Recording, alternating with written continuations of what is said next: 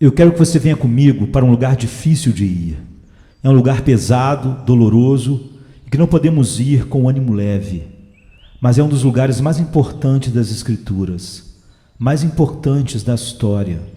Um pequeno jardim no pé do Monte das Oliveiras em Jerusalém, chamado de Getsêmani. Lá havia um lugar onde o fruto da oliveira era prensado para se fazer azeite. Por isso, o nome do lugar em aramaico era este, Getsêmani. Agora pare e olhe para o contexto dessa história. Antes que o mundo existisse, Deus estava só na sua autossuficiência perfeita e eterna.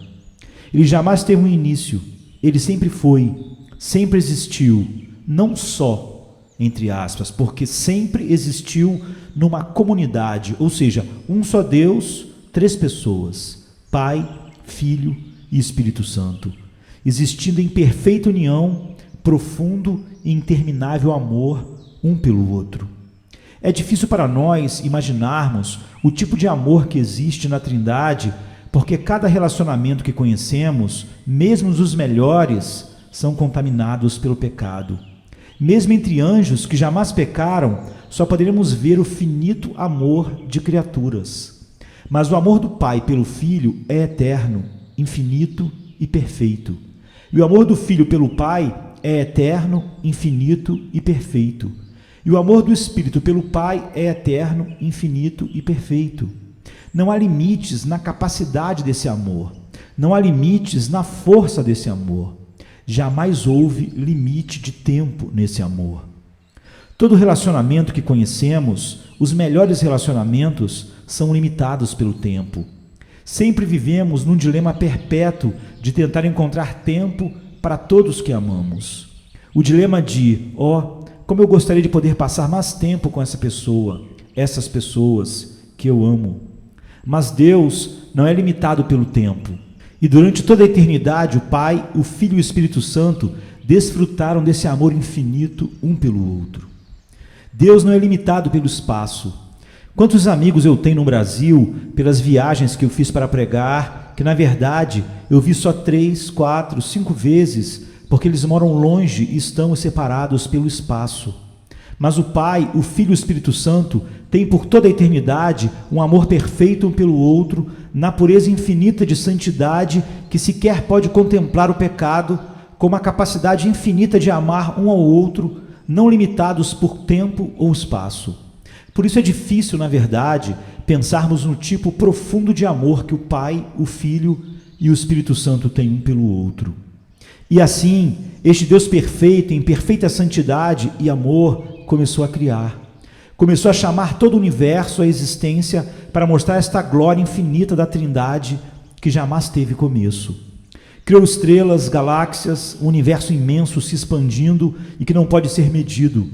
Criou dessa forma, não por causa da coisa criada, das criaturas, eu e você, mas para refletir a sua glória, que, é claro, não pode ser medida.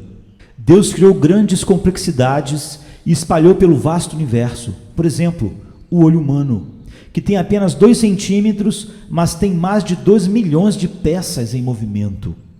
Todas as grandes complexidades foram criadas por Deus para ser um reflexo da grande e infinita complexidade que Ele é.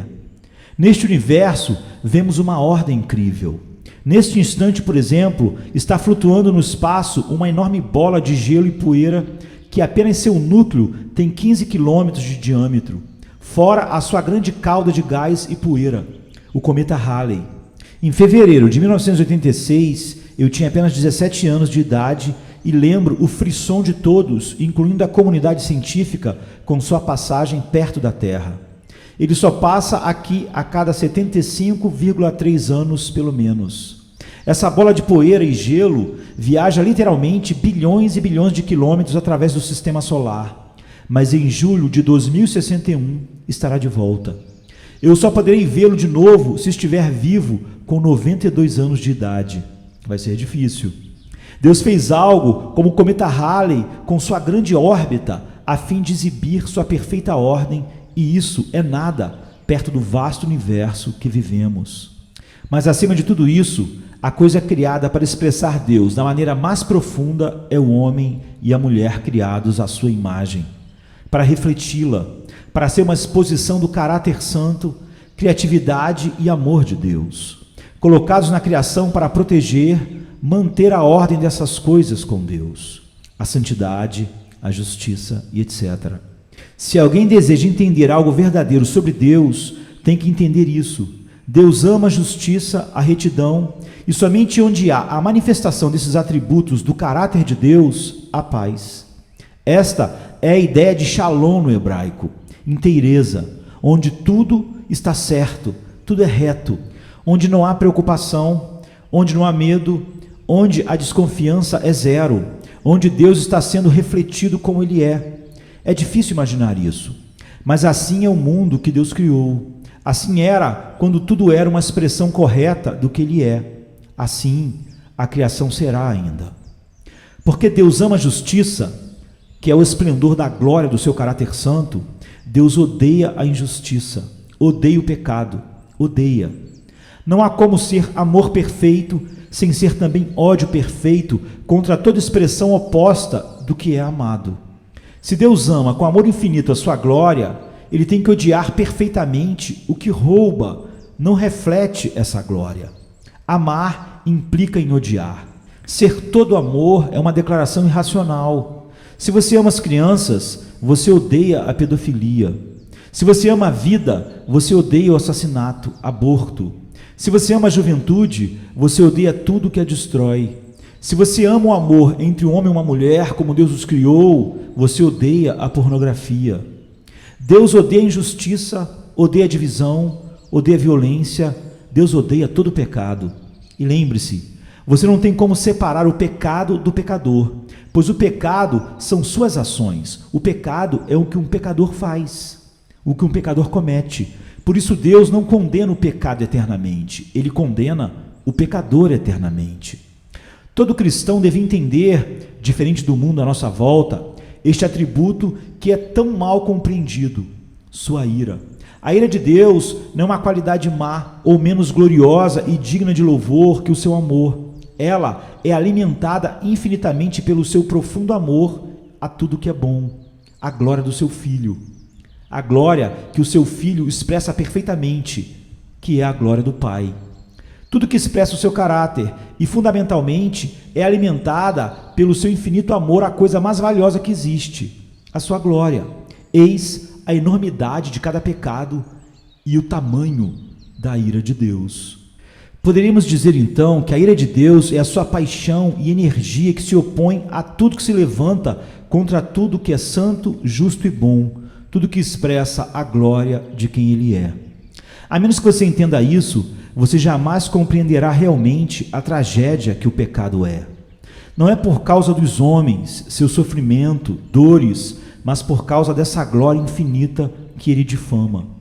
Porque todos pecaram e destituídos estão da glória de Deus, diz Romanos 3:23. A menos que compreenda isso, você nunca compreenderá a tragédia da desobediência a Deus.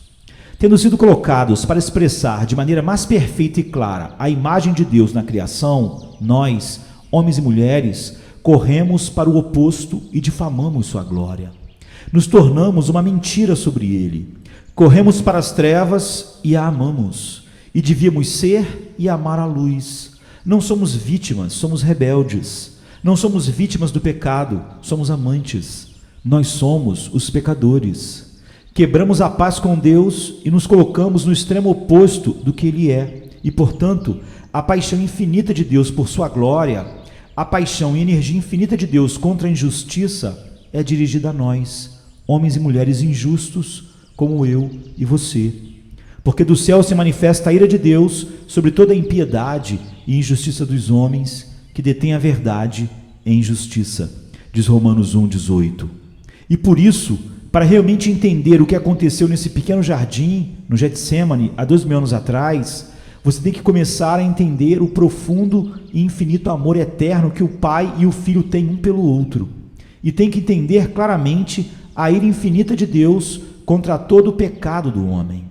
Apenas se entender isso, você poderá ir para o jardim na noite em que Jesus foi traído. Tinha terminado a última ceia com seus discípulos, onde ele pregou o seu último sermão, deu as últimas instruções, orou com eles, por eles e diante deles.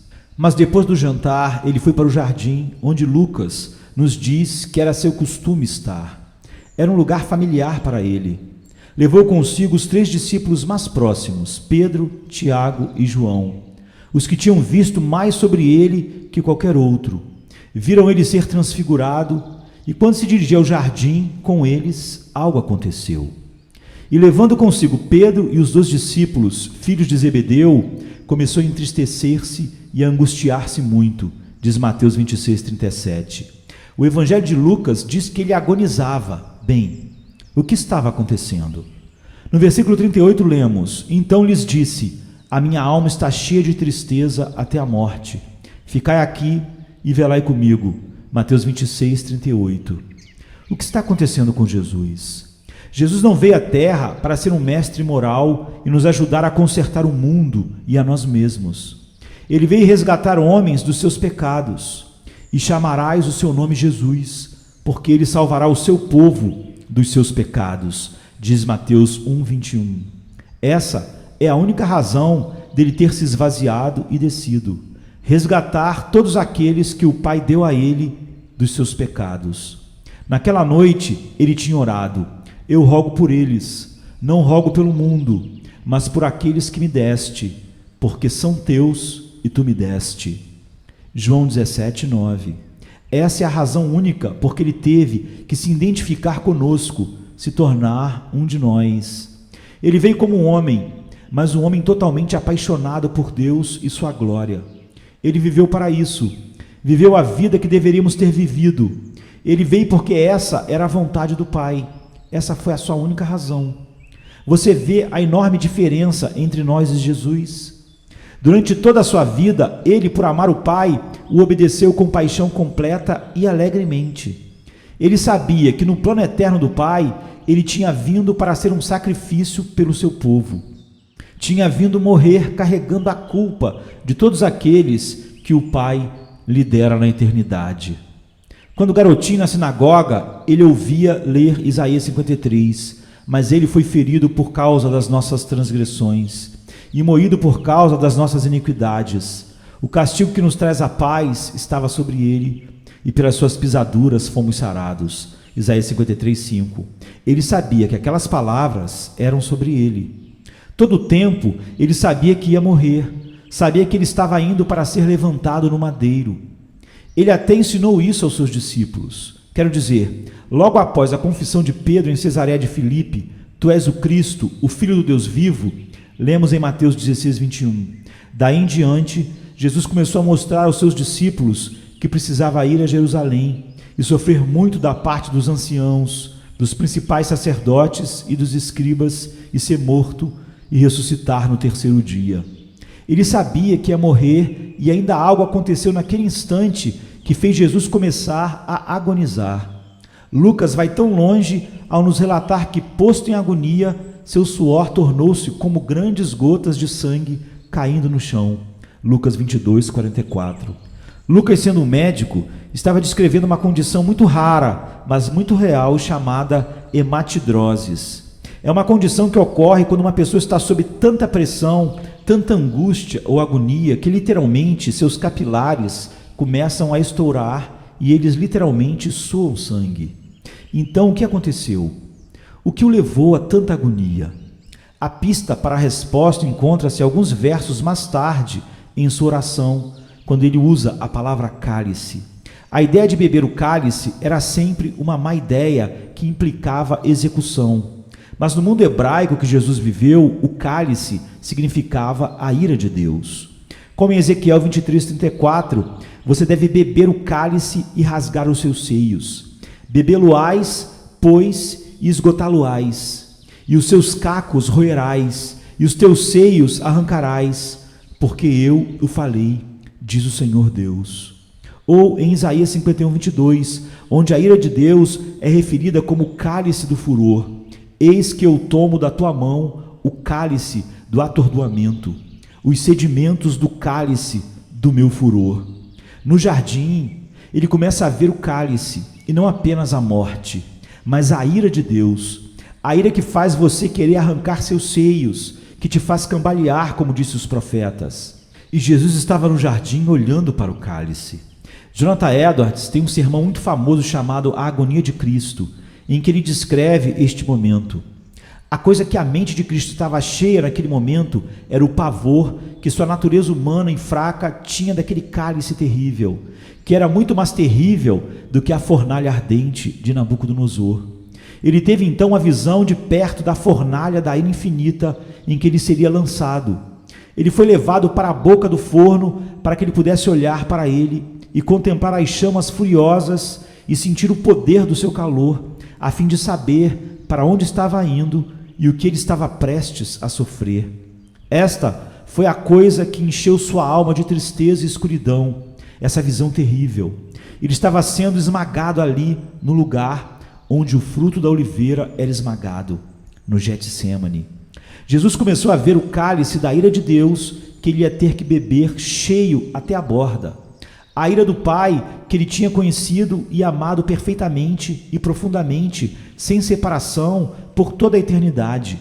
Ele começou a sentir o Pai se afastando dele.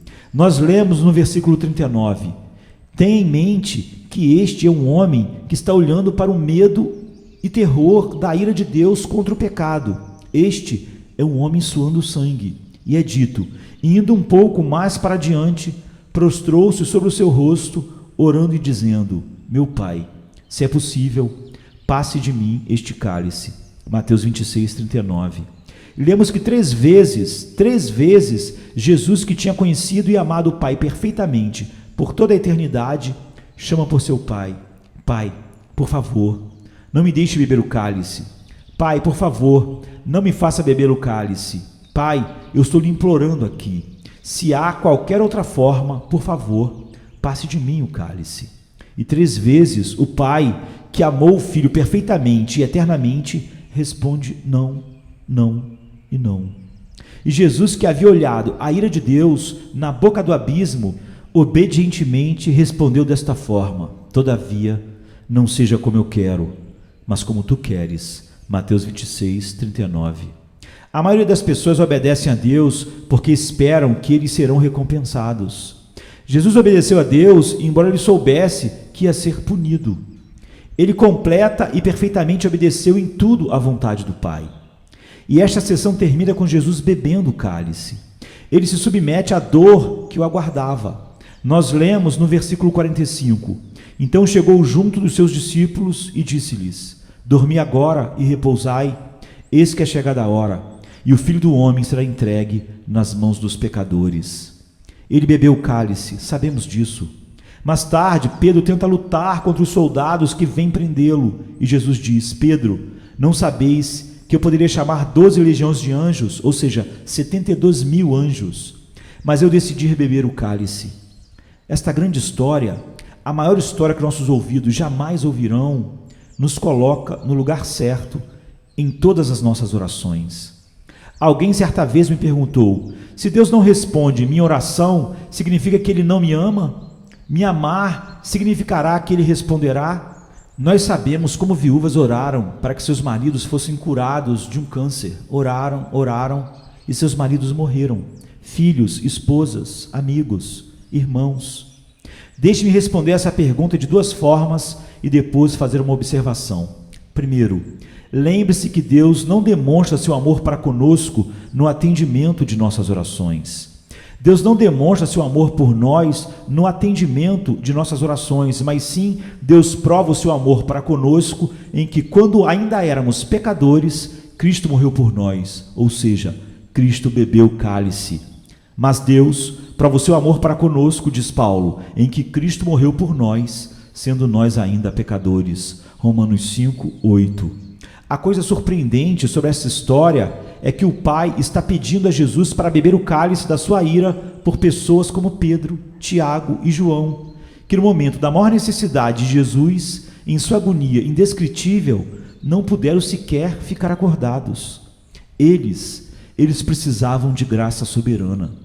E a coisa surpreendente sobre o Evangelho é que o Pai que ama seu Filho eterno e perfeitamente, Enviou seu Filho para morrer no lugar de pecadores, homens que ele deu a seu Filho na eternidade, para que através da redenção deles, a glória do perfeito caráter de seu Filho amado seja manifestada completamente, de maneira multifacetada por toda a eternidade, e que sua multiforme sabedoria de Deus Pai seja vista para sempre, para que agora, pela Igreja, a multiforme sabedoria de Deus seja conhecida dos principados e potestades nos céus, segundo o eterno propósito que fez em Cristo Jesus, nosso Senhor, como está em Efésios 3, 10 e 11. Assim, por amor ao Filho, e tendo dado esses homens a seu Filho, ou seja, os eleitos, nele os amou, e então enviou o seu Filho amado não apenas para morrer, mas morrer a morte mais cruel, recebendo a eterna ira sobre ele, que cada pecado dos eleitos merece. Jesus bebeu o cálice porque ele amava o Pai, e seu prazer era obedecer seu Pai. Mas porque o Pai lhe deu um povo para redimir, ele também os amou. Eu rogo por eles, não rogo pelo mundo, mas por aqueles que me deste, porque são teus. E todas as minhas coisas são tuas, e as tuas coisas são minhas, e neles sou glorificado. João 17, 9 e 10. E a vontade do Pai que me enviou é esta, que nenhum de todos aqueles que ele me deu se perca, mas que o ressuscite no último dia. João 6, 39. Jesus assumiu a ira de Deus contra todo pecado, a energia infinita da paixão de Deus contra toda injustiça, contra tudo que difama seu nome, sua glória. Um castigo igual ao inferno. Não ao inferno que os homens terão que experimentar eternamente, mas o inferno que todos os redimidos, todos os eleitos somados, teriam que experimentar para sempre. Tudo de uma só vez. Jesus atravessou o inferno e bebeu livremente todo o cálice na cruz. Ele bebeu esse cálice para salvá-los, porque ele amou os que foram dados a ele pelo seu amado Pai. Você vê como é que Deus demonstrou seu alto, profundo e amplo amor por você de uma forma que está além da compreensão. Você meditará sobre isso por toda a eternidade. A profundidade do amor de Deus por você foi exibida na cruz, no cálice. Deixe-me parafrasear talvez um dos maiores versículos do Evangelho, que é 2 Coríntios 5, 21. Jesus, que jamais pecou e que não conheceu o pecado, ele era perfeitamente puro, foi tratado como um pecador na cruz, para que você que pecou e que tem conhecido uma enorme quantidade de pecados, possa ser tratado como justo, de modo que você possa ser feito justo. É assim que Deus demonstra seu amor por você, tomando todo o seu pecado, bebendo o cálice em seu lugar e oferecendo-lhe uma posição inocente e santa diante de Deus, Pai Todo-Poderoso, a fim de que você possa aproveitar as riquezas de Deus por toda a eternidade, ou seja, suas riquezas infinitas em seu Filho, Jesus. Isto é como Deus prova o seu amor, e não por meio da oração respondida.